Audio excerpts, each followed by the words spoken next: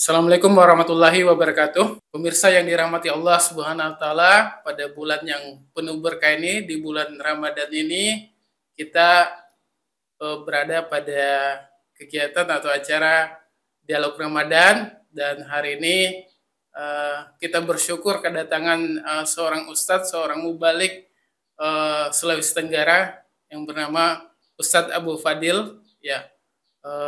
Dan tentunya kita akan mengupas bagaimana kemudian hal ini ke depannya, ya. Tentunya dengan bahasan yang menarik dalam bahasan Islam. Saya sapa dulu Ustadz Abu Fadil. Assalamualaikum Ustadz. Waalaikumsalam warahmatullahi wabarakatuh. Bagaimana kabarnya Ustadz? Alhamdulillah, bi khair. Baik. Alhamdulillah, Masya Allah. Puasanya lancar ya Ustadz ya? Wah, alhamdulillah lancar. Alhamdulillah. Ya, hari ini tentunya adalah suatu kebahagiaan kita kedatangan Ustadz Abu Fadil yang akan berbincang terkait bagaimana kemudian dua junnah di dalam Islam, ya. Dan hari ini dan di bulan ini kita berada pada bulan puasa. Mungkin bisa dikuliti sedikit ini Ustadz terkait puasa bagi kaum muslimin atau individu seorang muslim itu seperti apa sih Ustadz? Ya, jadi kita bersyukur ya kepada Allah Subhanahu wa taala. Karena alhamdulillah kita masih diberikan kesempatan untuk kemudian menjalani sebuah ibadah yang sangat mulia di bulan yang mulia, yakni bulan suci Ramadan 1446 Hijriah pada kali ini. Kita tahu bahwa di bulan ini adalah bulan yang sangat istimewa sekali ya, karena di situ Allah Subhanahu wa taala di bulan itu memberikan banyak sekali kemuliaan-kemuliaan ya. Ampunan Allah Subhanahu wa taala, lipat ganda pahala, dan bercurah-curah kebaikan di bulan suci Ramadan. Maka kemudian itulah sebabnya bulan Ramadan itu dikatakan sebagai Syahidus Syuhur. Bulan yang bulan yang lebih baik daripada 1000 bulan. Bulan yang lebih mulia daripada penghulu bulan, penghulu segara bulan, ya, itu dikatakan sebagai Syahidus Syuhur. Di mana di dalam sebuah hadis dikatakan di bulan itu Allah Subhanahu wa taala mengampuni seluruh dosa-dosa kita. Kemudian menerima amalan-amalan hamba. Dan di bulan itu kemudian pintu surga itu dibuka lebar. Dan pintu neraka ditutup orang kuat-kuat juga. Dan di bulan itu kemudian ada satu di bulan itu Allah kemudian menyediakan kita malam ibadah yang dikatakan sebagai malam Lailatul Qadar. Lailatul Qadar khairum min alfi syahrin. Lebih mulia daripada 1000 bulan. Ya, di mana di dalamnya itu Allah Subhanahu wa taala memberikan kita kesempatan untuk kemudian beribadah sebaik-baiknya, memperlihatkan ibadah kita yang terbaik. Masya Allah. Ya, seperti itu ya Ustaz. Jadi kalau kita lihat kesolehan individu di bulan Ramadan pun itu sangat terlihat ya Ustaz ya. Dan sangat berbeda di bulan-bulan yang lain. Yang kemudian semuanya serba tiba-tiba mendadak. Soleh apa sih ya? Kemudian kenapa sih hal itu kemudian terjadi Ustaz ya? Sementara kalau kita lihat di bulan-bulan lain mereka orang-orang pada umumnya biasa-biasa saja, bahkan kemudian kalau kita lihat hari ini ya kemaksiatan itu luar biasa Ustaz. Nah, gimana ini Ustaz? Iya, memang maka penting untuk kemudian di bulan suci Ramadan kali ini kita kaum muslim itu sejatinya sekuat tenaga, sekuat mungkin untuk kemudian meraih dua junnah. Dua benteng ya. Ada yang menarik, sebuah hadis dari Rasulullah Sallallahu Alaihi Wasallam di situ menggambarkan bahwa junnah itu adalah sebuah perisai ya, di mana kaum muslim itu terhindar dari hal-hal yang berbau-bau pelanggaran, terhindar dari hal-hal yang bernama kemaksiatan atau terhindar dari larangan-larangan. Jadi kata junnah itu ada pada dua hadis itu. hadis ketika kaum muslimin menjalankan ibadah puasa, as-siyamu junnah. Kemudian hadis ketika umat Islam itu dibebankan atas kaum muslimin itu khususnya berpuasa untuk kemudian mewujudkan junnah yang kedua, yakni imam atau khalifah itu. Nah, ini kaitannya menarik tadi kalau kita lihat umat Islam di bulan puasa ini lebih fokus kepada amalan-amalan yang sifatnya individual. Ya, betul, Ustaz. Betul. Meraih ketakwaan individu. Ya. Atau dengan kata lain, bahasa lain, meraih kesolehan individu saja. Nah, itu kan kalau kita lihat Masya Allah ya. Di luar bulan puasa itu biasa-biasa saja. Bahkan buka-bukaan ini. Bahkan buka-bukaan, tapi di dalam bulan puasa mereka semua larut dalam nuansa spiritual, nuansa ibadah. Di siang hari dia berpuasa, di malam hari dia isi dengan tadarrus ya, bahkan khatam 30 juz. Kemudian dia bersedekah, dia menjaga lisannya, dia menjaga dari kata-kata rafas ya. Kemudian di malam Lailatul Qadar dia memburu Lailatul Qadar untuk mendapatkan malam kemuliaan 1000 bulan yang lebih baik itu ya. Nah, itu yang kita lihat. Tapi pada faktanya kalau kita lihat di tengah-tengah kehidupan kita kan lahir juga sebuah keprihatinan. Ya, betul sekali. Bukankah ketakwaan kita itu bukan hanya ketakwaan sosial, tapi ada juga namanya ketakwaan secara ketakwaan individu maksudnya ya. Bukan hanya ketakwaan secara individu, tapi juga sejatinya kita mewujudkan yang namanya ketakwaan sosial. Mengapa? Karena manusia itu kan kata ahli sosiolog ya, dia bukan makhluk pribadi, dia makhluk sosial yang tidak bisa hidup secara sendiri-sendiri tanpa kemudian kontribusi bantuan daripada orang lain. Ya, harus saling berdampingan. Gitu saling berdampingan. Nah, ini kalau kita lihat Masya Allah, di satu sisi kita bisa menjadikan perisai secara pribadi tadi ya, dengan puasa kita itu ya, alhamdulillah bisa, semuanya bisa kita lakukan ya, kita jaga lisan kita tidak fitnah orang, kita tidak ghibah, dan semua hal-hal yang dilarang mampu kita lakukan. Tapi di sisi lain kita juga prihatin dengan puasa kita itu belum mampu untuk kemudian mengerahkan kepada hal-hal yang sifatnya kerusakan yang secara sistemik, secara di sosial kita. Kita lihat ya, kita kaget dengan kejadian yang sekarang ini ya. Itu ada sebuah survei dari Pew Research Center tahun 2024, belum lama ini. Itu dirilis di situ bahwa korupsi pejabat itu merajalela. Ya. Nah, itu kita lihat kasus korupsi di tubuh Pertamina itu sendiri, sebuah BUMN ya. Itu bayangkan merugikan negara kita itu fantastis nilainya. Berapa? 1.000 triliun. Coba bayangkan dengan nilai 1.000 triliun itu kalau kita dengarkan ada data juga ya dari Kemendik Dinas bahwa sekolah-sekolah itu di pesisir-pesisir kampung-kampung itu kan, desa daerah terpencil itu masih banyak sekolah kita itu yang sangat membutuhkan dana dari pemerintah ya. Tapi apa yang kemudian terjadi, mereka susah untuk kemudian menggerakkan pendidikannya. Padahal dana yang sebanyak ini kalau kemudian itu digunakan untuk didistribusi ke sekolah-sekolah yang lebih butuh itu saya kira lebih bermanfaat. Ya, betul. Nah, ini adalah sebuah fakta bahwa betapa uang yang 1.000 triliun itu betul-betul tidak terjaga ya. Tidak ada perisainya ya. Nah, itu tadi pentingnya kaitannya dengan imam tadi itu atau khalifah. Dia bisa menjaga harta daripada Baitul Mal. Nah, kemudian ada lagi yang bikin heboh juga tentang maraknya judi online. Iya.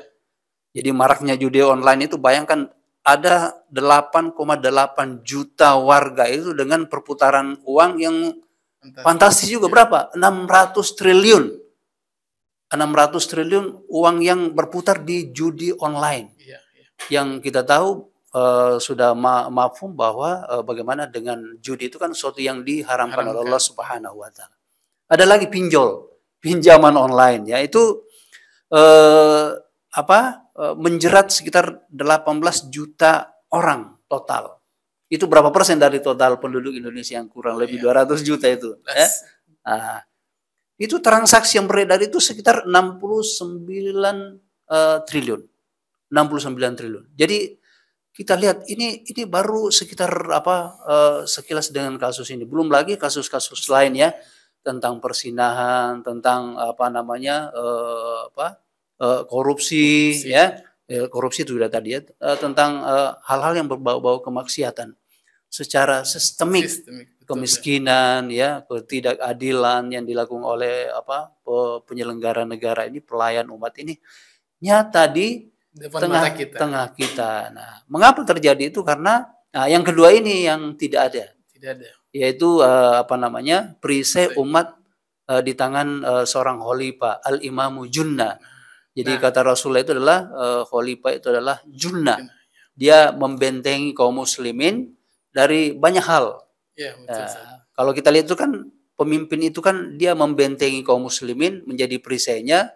Jadi ada beberapa di situ yang dijaga ya, dia menjaga harta ya kan. Tidak semena-mena orang korupsi. Kalau dalam Islam itu kan kalau dia korupsi dihukum mati kan. Kemudian dimiskinkan dia. Maka ketika kebijakan Umar bin Khattab itu ketika dia menjadi khalifah, seorang pejabat yang sebelum dia menjabat itu ada namanya pembuktian harta terbalik kan. Jadi dihitung dulu totalnya berapa hartanya. Nah, setelah dia menjabat, kemudian dihitung selisihnya. Kalau ada nilai yang fantastis itu ditarik oleh khalifah. Nah, tapi ini tidak berjalan. Memang ada pernah regulasi yang sempat mencuat di DPR sana, tapi itu kemudian tidak berjalan karena ini dilematis oleh mereka-mereka. Tadi kan Ustaz sampaikan bahwa ini adalah kondisi yang sifatnya sistemik ya. Dan kita menyaksikan bahwa masyarakat itu cenderung sekuler memang ya Ustaz. Ini penyebabnya karena umat Islam itu mengadopsi sebuah paham atau pemikiran yang namanya sekularisme. Nah, apa itu sekularisme? Sebuah paham yang fasluddin anil haya, memisahkan agama dari kehidupan. Yang endingnya fasluddin anil daulah, memisahkan agama dari negara, ya. Maka wajarlah kalau kemudian di masyarakat itu hanya individualistik. Ya, kita berpuasa itu hanya menahan dari hal-hal yang sifatnya spiritual saja, tapi di tengah-tengah kehidupan kita merajalela yang namanya kemaksiatan. Karena agama itu tidak mencampurkan tentang kehidupan sosial itu ya. Makanya paham ini harus kita betul-betul tinggalkan. Tidak boleh memisahkan antara agama dengan politik ya. Jadi itu ada yang menarik kaulnya dari Imam Al-Ghazali di dalam kitab Al-Iqtisad fil I'tiqad. Beliau mengatakan Islam dan politik itu seperti saudara kembar ya. Yang mana saudara kembar antara yang satu dengan yang lain itu tidak mungkin dipisahkan. Lebih lanjut dengan sangat indah kaul perkataan beliau itu mengatakan bahwa al-Islamu usun. Islam itu adalah asasnya, pondasinya. Ketika tidak kuat Islamnya maka pondasinya akan lemah. Goyah dia kan? Kemudian politik wasultanun harisun. Sultan itu, nah ini kaitannya dengan Junnah tadi ya, khalifah. Sultan itu adalah harisun, penjaganya, pelindungnya, perisainya, bentengnya di mana? Itu tadi umat itu bisa terlindungi, umat itu bisa terjaga ya sehingga dia bisa menjalankan ibadah secara baik secara personal maupun secara muamalahnya. Lebih lanjut beliau mengatakan begini, malaysa lahu usun fahuwa madlumun. Sesuatu yang tidak memiliki pondasi maka dia akan runtuh. Wa malaysa lahu harisun fahuwa ad-dha'i. Sesuatu yang tidak memiliki pelindung, perisai, maka dia akan hilang.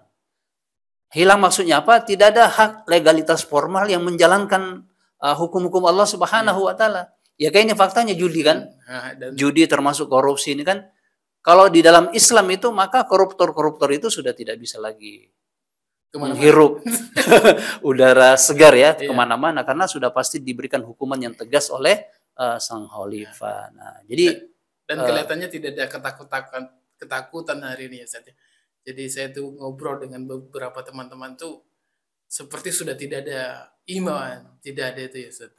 Iya, seperti ya imannya itu ya sudah bukan lagi keimanan yang betul-betul yang diinginkan oleh Allah Subhanahu wa taala ya. Ketakwaan yang sempurna ya. Betul. Nah, kalau kita telisik lebih jauh nih ya. kondisi ini di negeri ini tuh sangat carut marut ya Ustadznya. Belum lagi kemudian mungkin di tengah-tengah kaum muslimin yang berada di luar sana itu sangat memprihatinkan ya. Mungkin Ustadz ingat ya, Palestina sudah lama terjadi ya semenjak kemudian pendudukan Zionis Yahudi itu luar biasa sampai hari ini ya. Dan baru-baru tahun kemarin itu perang berlangsung yang cukup panjang ya, dari ada sekitar setahunan yang kemudian terjadi. Nah, bagaimana kemudian ini Ustaz ya, tadi kaitannya dengan hadirnya Juna yang kedua di tengah-tengah kaum muslimin, tentunya mungkin ada selama ini orang menginginkan persatuan itu seperti apa sebenarnya nih Ustaz, supaya kemudian kaum muslimin ini bisa mengobati kegelisahannya. Ya, ini memang di satu sisi kita berbahagia ya. Kita bisa menjalankan kenikmatan yang luar biasa tiada tara di bulan suci Ramadan ini ya. Pahala yang berlipat ganda, cucuran ampunan dari Allah Subhanahu wa taala itu terasa. Tapi memang di sisi lain juga kita merasa sedih ya. Tentunya melihat saudara kita yang ada di Gaza sana ya, di Palestina khususnya Gaza itu yang luar biasa mereka ditekan, diintimidasi ya oleh Zionis Yahudi laknatullah alaih ya. Sudah ribuan nyawa melayang ya. Mereka berpuasa di tengah kondisi yang memprihatinkan ya. Inilah kaitannya dengan itu tadi, bahwa jangan kita berpuas diri dengan mendapatkan ketakuan kesalahan pribadi kita dengan bulan puasa ini, tapi saya ingin mengutip perkataan Ustadz Abdul Somad yang di YouTube itu yang viral itu. Apa dia katakan? Dipertanyakan imanmu ya. Keras itu beliau khutbah itu, tegas ya. Dipertanyakan keyakinanmu kalau kemudian kamu tidak memberikan perhatian terhadap Palestina. Hanya saja perhatian kita terhadap Palestina itu bukannya sekedar memberikan kontribusi dana ya atau bantuan pakaian, bahan makanan, itu tidak cukup. Itu hanya sesaat. Solusi tuntas Palestina itu adalah adanya jihad. Hanya dua saja. Jihad dan dakwah dan jihad. Jihad dengan khilafah. Ya, hanya dua saja, jihad dengan khilafah. Persoalannya, bisakah kita berjihad sekarang? Tidak ada. Padahal potensi kaum muslimin yang luar biasa itu ya, tentaranya kalau kita himpun yang dekat-dekat saja itu ya, Jordania, kemudian Lebanon, ya, kemudian Suria, jangan dulu Mesir, itu sudah luar biasa itu betapa besarnya kekuatan persenjataan kaum muslimin. Tapi tidak berdaya karena sudah terkotak-kotak oleh sebuah paham nation state ya. Mereka dikotak-kotak oleh penjajah oleh Barat ya. Mereka meruntuhkan Julna yang terakhir itu di Turki Utsmani tahun 1924 oleh Mustafa Kemal Atatürk. Nah, inilah pentingnya di bulan Ramadan ini juga kita berupaya untuk mewujudkan Julna ini. Julna yang terakhir ini ya. Yakni wajib untuk kemudian kita bahu-membahu ya, menyatukan langkah kita gerak ini untuk bersama-sama memperjuangkan tegaknya daulah khilafah yang kedua kali. Karena ini janji Allah Subhanahu wa taala. Di dalam sebuah runutan hadis yang lengkap itu dikatakan di terakhir itu Rasulullah menegaskan summa takunu khilafatan ala min hajin nubuwah summa sakata. Nah, jadi akan tegak kembali sistem pemerintahan Islam itu yang kedua kalinya kan. Sebagaimana zaman dulu kemudian Rasulullah diam. Jadi hanya itu yang bisa menyelesaikan. Dan hanya itu juga bisa kita lakukan agar kemudian puasa kita berarti. Berarti yang tidak begitu kurang berarti. Hanya dengan itu kita bisa lakukan agar kita memiliki puasa yang bermakna. Dan hanya itu juga kita bisa meraih takwa. Bukankah ending dari puasa kita adalah takwa ya?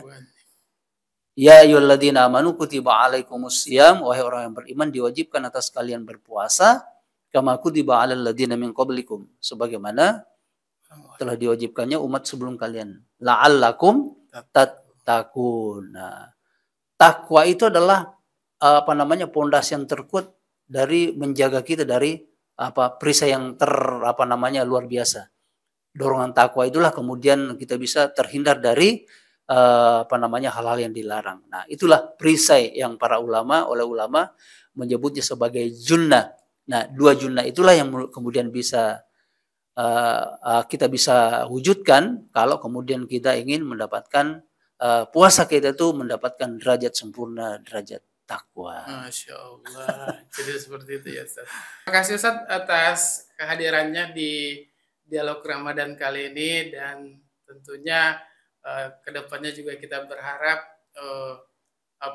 kaum muslim itu semakin kuat keinginannya, dan semakin ingin memahami Islam lebih jauh dan berjuang tentunya. Terima kasih pemirsa yang dirahmati Allah Subhanahu wa taala. Kami akhiri. Assalamualaikum warahmatullahi wabarakatuh.